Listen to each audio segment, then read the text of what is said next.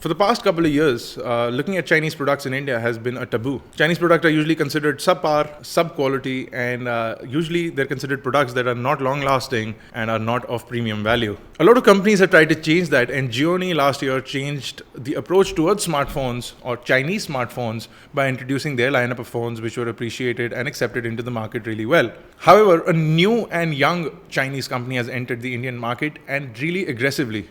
My name is Bharat Nagpal, and you're watching the Xiaomi Mi3 review on iGyaan.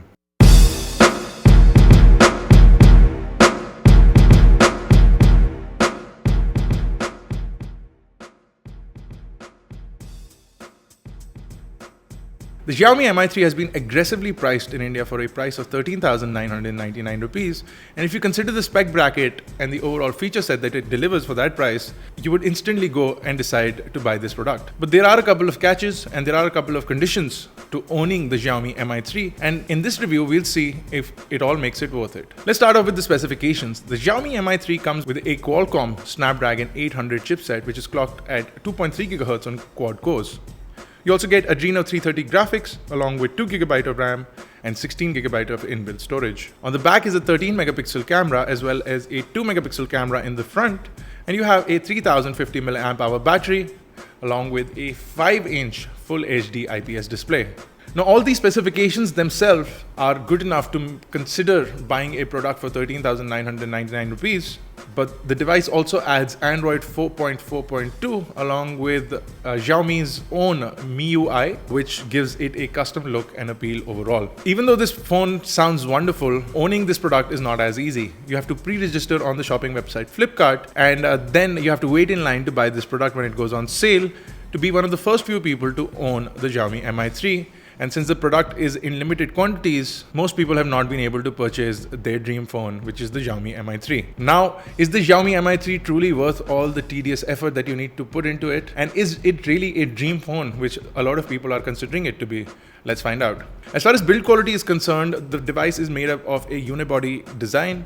It has an aluminum frame along with a solid shell plastic on the back, which is also painted to look like a metal body. Over at the front, you have a Gorilla Glass 3 laden IPS panel. The Gorilla Glass 3 adds strength to the front panel, giving it scratch resistance as well as impact resistance. The device overall is really well built and sturdy. It does not shake or rattle, and it gives a completely premium look, almost double of what it actually costs. The device nowhere looks or feels like a device which would cost usually 15,000 rupees, and this one comes for way less. As far as performance is concerned, the device did a fantastic job on our benchmark. It scored upwards of 20,000 on Quadrant as well as upwards of 30,000 on Antutu and a full 60 on Nina Mark benchmark. In day-to-day use, you'll find that the device is really responsive and MIUI does not lag at all. For the certain amount of crashes that we felt in the first couple of days, Xiaomi was quick to push out an update which would take care of all those crashes and lags, and the latest version of the software works flawlessly and has no issues whatsoever. One of the great things about this device is that for under 15,000 rupees, it comes with Android KitKat out of the box, so it's basically up to date, and there is a high possibility that the company might upgrade this to Android L, the next version of Android, considering that the specifications on the inside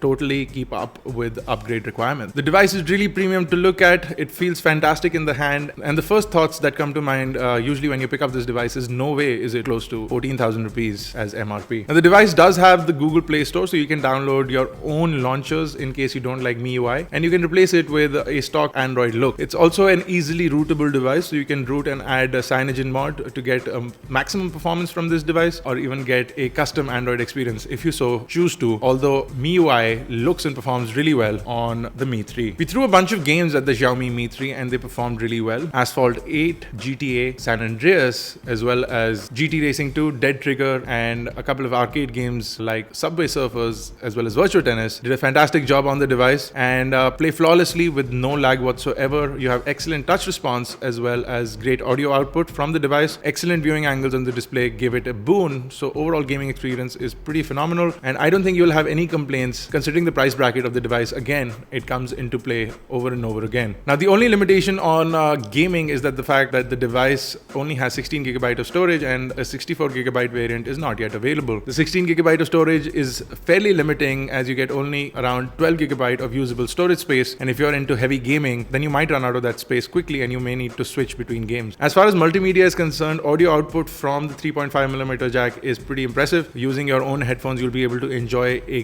great amount of detail as well as crispness in audio, which almost compares to high-end flagship. The inbuilt speaker is not up to standards, and we would have expected a slightly larger or louder speaker, but this is due to the restriction in terms of design is what the company tells us. But the audio output is decent, if not overly loud or exceptional. Now, thanks to the display, you'll truly enjoy accessing the internet as well as browsing, watching videos or consuming content on the Xiaomi Mi3. It is a fairly large 5-inch display. It's not the largest, it's not a phablet, but it's a fairly large 5-inch display which will conform to most of your needs. The rear camera is a 13 megapixel autofocus camera with a brilliant 5-element lens. It's considered to be, or it's supposedly a Sony sensor, so you get great overall image capture as well as 5-element lens adds more detail to your shots. You also get an f2.2 aperture which will give you great low light imaging. So overall a great camera. You get impressive results in terms of the camera capture. You get sharp images, great color reproduction, and as far as we are concerned, this is the best camera phone that you can buy for around 14,000 rupees. Again, comparing the camera with the phones available upwards of 25,000 rupees. The front camera is a basic 2 megapixel camera and it will suffice all the selfie needs that you might have putting your pictures online, although what we'd mostly use it for is for Skype or video calls. The rear camera also does a 1080p video at 30 frames per second, which is fairly fluid and smooth and without any lag or jitter, and very, very usable if you're into capturing video on your smartphone. Now, the phone accepts a single SIM, which is a 3G enabled SIM card, and a lot of people have told us that they're having issues with their SIM card tray, although we did not have any issues with the SIM card tray itself. And if you do have issues, you should consider replacing your phone or returning it because this is something that is a one-off, that you use it one-off, but when you do, it should really work. So if your SIM card tray isn't working, we recommend you take it back or return the device and ask for a replacement. Our SIM card slot gave us no issues and networks were pretty strong throughout. We get great 3G performance. The device is not 4G capable and it won't be until the Xiaomi Mi4 is launched or the Mi4 is launched later this year. Is expected to launch around the Diwali timeline or around October, November. Easily available in the market for around 20,000 rupees or slightly under that. Battery life was pretty superb as well. We got about 7+ hours of talk time, along with the need to recharge the phone came once in 1.5 days, which is pretty impressive considering it's an Android phone and considering the fact that you have a custom skin on it and considering the fact that it has a fantastic and large battery, which is a 3050 milliamp hour battery. Initial software, the one before the update, had a battery drain issue which the company addressed and pushed out a software update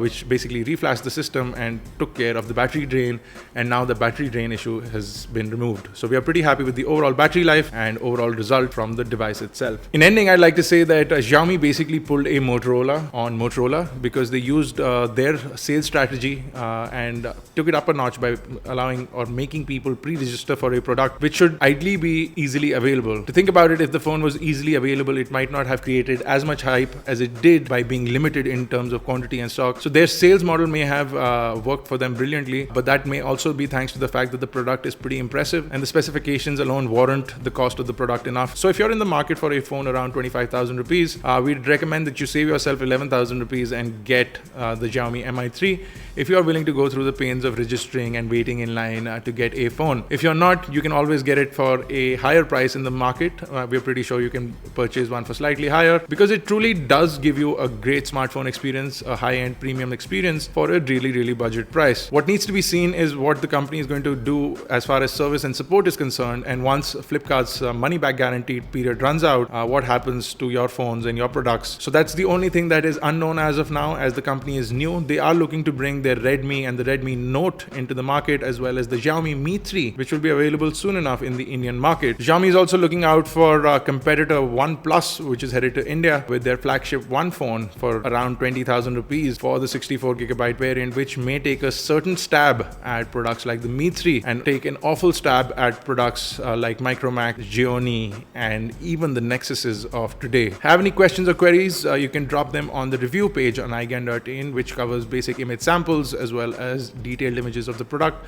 So head on over to iGyaan for our full review. If you have any questions or queries, you can leave them there. Check us out on Facebook, Twitter, Google+.